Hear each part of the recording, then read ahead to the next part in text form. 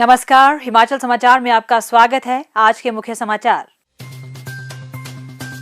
मुख्यमंत्री ने कहा, ऑनलाइन मंचों से हिमाचल के शक्तिपीठों से जुड़ रहे हैं देश विदेश के श्रद्धालु।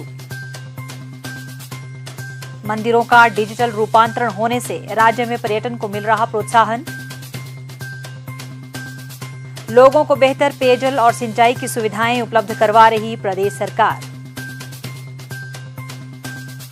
हमीरपुर में अरबों रुपए की पेयजल एवं सिंचाई योजनाओं पर हो रहे हैं कार्य।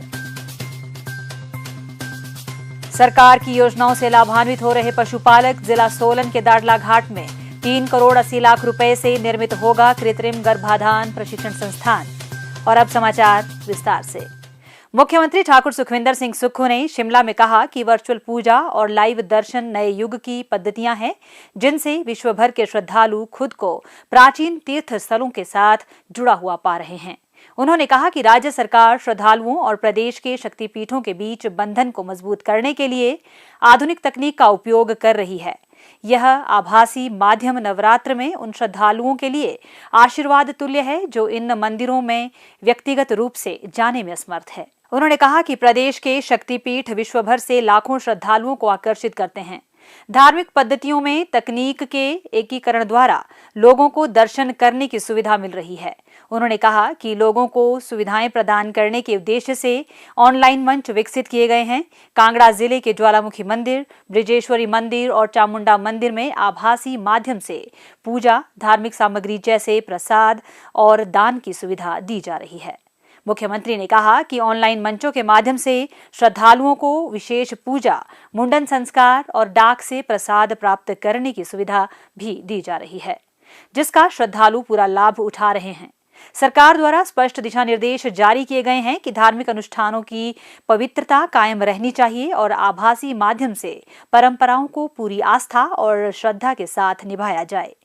ठाकुर सुखविंदर सिंह सुक्खू ने कहा कि ऊना जिले के माता चिंतपूर्णी मंदिर, हमीरपुर जिले के बाबा बालकनाथ मंदिर और शिमला के जाखू मंदिर में श्रद्धालुओं को ऑनलाइन दर्शन की सुविधा दी जा रही है।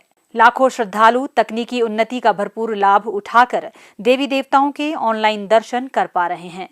इसके अतिरिक्त कई तीर्थ स्थलों के सोशल मीडिया हैंडल बनाकर भी श्रद्धालुओं को दर्शन करवाए जा रहे हैं। उन्होंने कहा कि राज्य के शक्तिपीठों का डिजिटल रूपांतरण होने से पर्यटन क्षेत्र को भी प्रोत्साहन मिल रहा है। दर्शन सहित अन्य ऑनलाइन सुविधाएं मिलने से लोगों को प्रदेश की सांस्कृतिक और धार्मिक विरासत के बारे में जानकारी मिल रही है, जो पर्यटकों को प्रत्यक्ष और आभासी माध्यम से दर्शन करने के लिए आकर्षित कर रही है।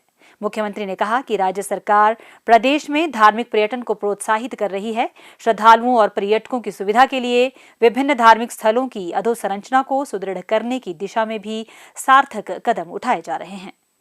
मुख्यमंत्री ठाकुर सुखविंदर सिंह सुक्खू के दूरदर्शी नेतृत्व में प्रदेश सरकार अन्नदाताओं की खुशहाली के लिए निर्णायक कदम उठा रही है। सरकार किसानों के खेतों तक सिंचाई की बेहतर सुविधाएं उपलब्ध करवाने के लिए प्रमुखता से कार्य कर रही है। प्रदेश सरकार पेयजल, सिंचाई, बाढ़ नियंत्रण और सीवरेज योजनाओं के लिए अरबों रुपए के प्रावधान कर रही है। जिला हमीरपुर में अरबों रुपए की पेयजल एवं सिंचाई योजनाओं के कार्य आरंभ किए गए हैं।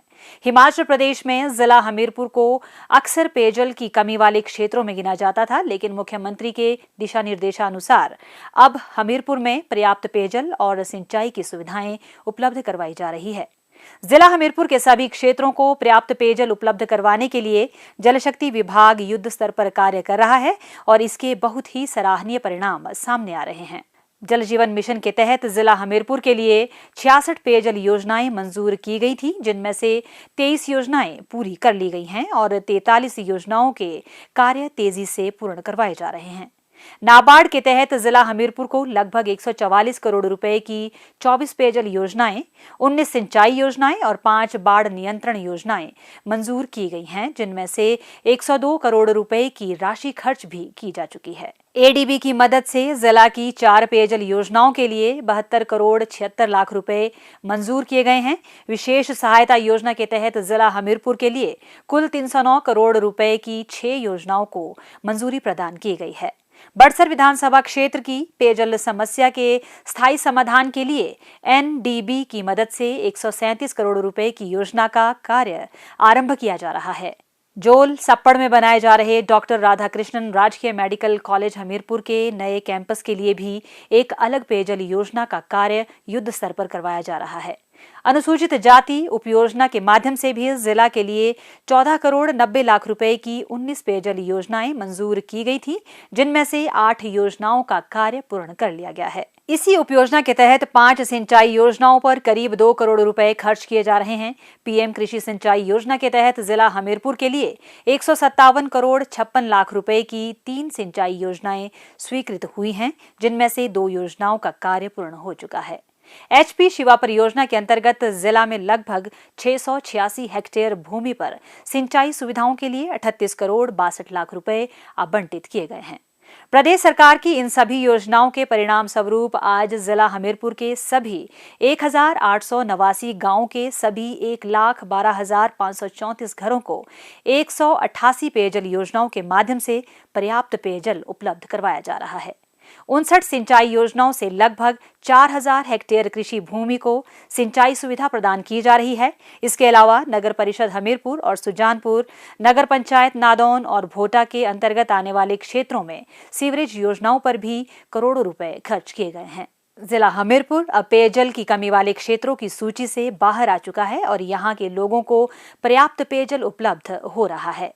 मुख्यमंत्री ठाकुर सुखविंदर सिंह सुक्खू के निर्णायक प्रयासों का ही यह परिणाम है कि आज विभिन्न क्षेत्रों में प्रदेश की उपलब्धियां देश में सर्वश्रेष्ठ आंकी जा रही है।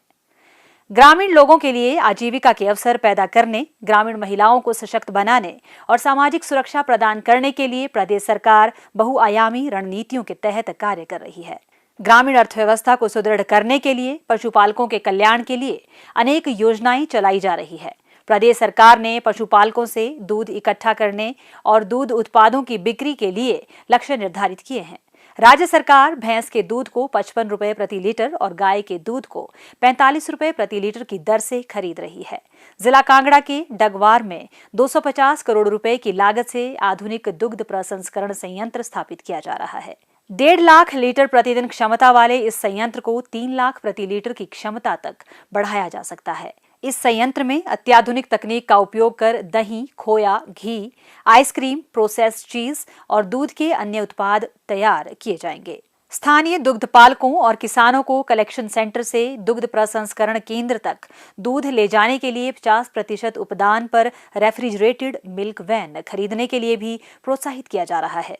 पशुपालकों को उनके पशुओं के लिए बेहतर चिकित्सा सुविधा उपलब्ध करवाने के सरकार के प्रयास फलीभूत हो रहे हैं। पशुधन के लिए प्रदेश में पशु औषधालय स्थापित किए जा रहे हैं। पशुपालकों को उत्तम नस्ल के पशु उपलब्ध करवाने के लिए सोलन जिला के अर्की विधानसभा क्षेत्र के दाड़ला घाट में 3 करोड़ 80 लाख रुपए की लागत से कृत्रिम गर्भाधान प्रशिक्षण संस्थान स्थापित किया जा रहा है। इस केंद्र के स्थापित होने से पशुपालकों को कृत्रिम गर्भाधान प्रशिक्षण की सुविधा उपलब्ध करवाई जाएगी। किसानों और पशुपालकों के आर्थिक विकास के लिए प्रदेश सरकार द्वारा उठाए जा रहे कदम कारगर साबित हो रहे हैं।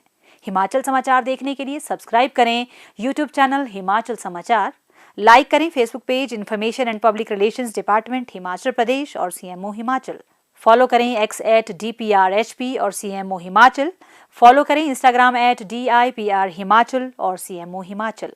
विजिट करें वेबसाइट www.himachalpr.gov.in। इस अंक में इतना ही। कल फिर होगी मुलाकात। दीजिए इजाजत। नमस्कार।